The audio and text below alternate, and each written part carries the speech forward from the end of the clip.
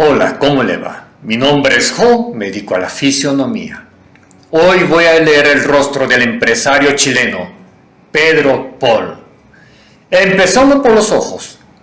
Ojos muy juntos y saltones, con forma redonda. Ahora analicemos la nariz. Nariz larga y delgada, con forma romana, y las fosas nasales visibles. Ahora pasemos a la boca de Pedro Pol. Boca pequeña, con labios finos y prominentes. ¿Cuál será su personalidad? La fisonomía de Pedro Pol es un poco complicada para explicárselo. Esta persona presenta dos personalidades bien definidas. ¿Cómo te explico mejor?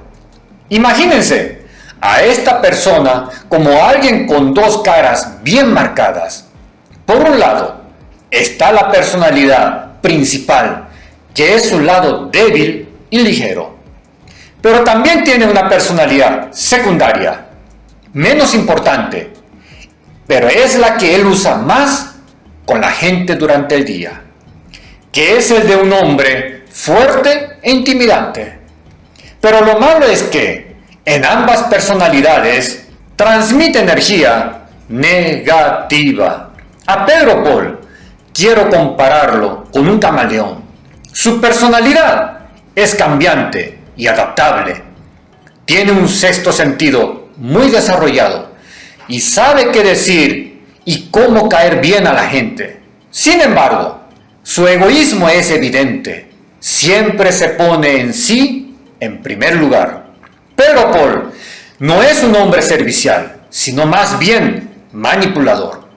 En situaciones de conflicto, Pedro Pol prefiere negociar en lugar de enfrentarse directamente a oponentes más fuertes, aunque eso signifique romper sus principios, porque su objetivo es avanzar.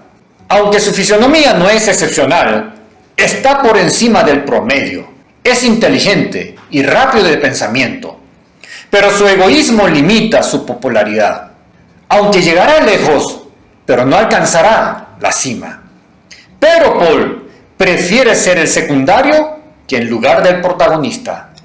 Si lo comparo entre Pedro Pol y Johannes Kaiser, la fisonomía de Pedro Pol es mejor.